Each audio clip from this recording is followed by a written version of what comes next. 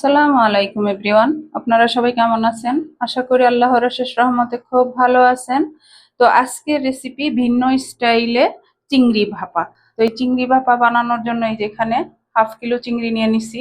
এই যে কেটে পরিষ্কার করার পরেই হাফ কিলো হয়েছে আর কি। তো এখন আমি প্রথমে একটা মশলা বানাই নিব। এর জন্য এই যে 4টা কাঁচামরিচ, 5টা কাজু বাদাম, 2টা শুকনো মরিচ, 4টা রসুন, আর সাথে দিব 3 চামচ সরিষা। এই যে আমি মশলাটা ব্লেন্ডারে ব্লেন্ড করে নিয়ে আসলাম।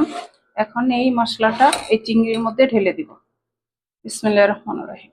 এখন দিব স্বাদ মতো লবণ, হাফ চামচ হলুদ গুঁড়া, আর হাফ চামচ দিব মরিচ গুঁড়া, যেহেতু এখানে আমি কাঁচা মরিচটা দিছি। তো আজকের এই রেসিপিটা আপনারা অবশ্যই বাসায় ট্রাই করে দেখতে পারেন, অনেক ভালো লাগে। আমরা তো চিংড়ি ভাপা অনেক রকমের খাইছি, এইভাবে একবার করে দেখেন।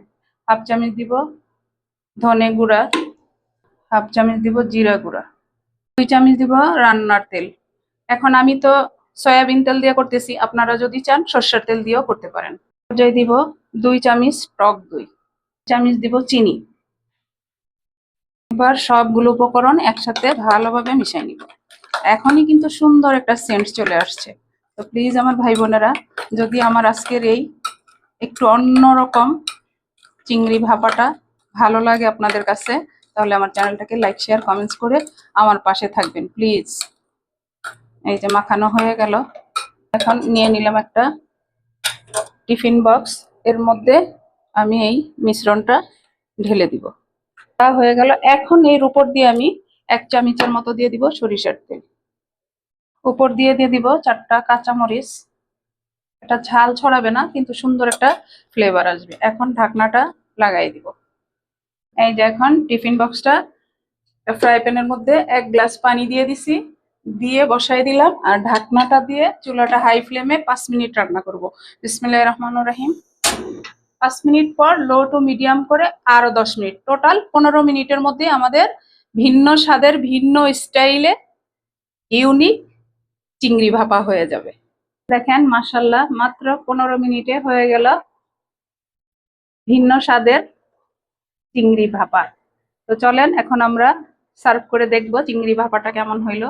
দেখেন আমার প্রিয় ভাই বোনেরা, চিংড়ি ভাপাটা নামাই নিলাম। এই রকম চিংড়ি ভাপা যদি বাসায় থাকে তাহলে আর অন্য কোনো রেসিপি লাগবে না। এই যে খুলে নিলাম, দেখেন মাশাআল্লাহ মাশাআল্লাহ। দেখেন মাশাআল্লাহ, এত সুন্দর সেন্ট আসতেছে, অনেক লোভনীয়। আমার মেয়ে বলতেছে আম্মু আজকে এটা দিয়ে আমরা পেট ভরে ভাত খেতে পারবো। তো প্লিজ আমার ভাই বোনেরা, আপনারাও বাসায় বানান, বানায়া পেট ভরে খান আমাদের মতো। তো আমি একটু দেখাই আপনাদেরকে যে আজকের চিংড়ি ভাপাটা কেমন হয়েছে। দেখেন গ্রেভিটা দেখেন। আমি একটু সার্ভ করি, একটা হাফ প্লেট নিয়ে নিলাম। মাশাআল্লাহ মাশাআল্লাহ, এত সুন্দর। তো প্লিজ আমার ভাই বোনেরা, আপনারা অবশ্যই বাসায় বানান, বানায়া সবার সাথে এনজয় করেন। এই রকম চট জলদি হয়ে যায় ভিন্ন স্বাদের চিংড়ি ভাপা। দেখেন এই যে দেখেন সার্ভ করে নিলাম। আর আমি তো এইভাবে বাটিতেই সার্ভ করব, আমি আপনাদের বোঝানোর সুবিধার্থে একটা প্লেটেও নিয়ে নিলাম। তো যাই হোক, আজকের রেসিপিটা কার কার ভালো লাগে অবশ্যই বাসায় বানাবেন আর আমাকে কমেন্টসে জানাবেন।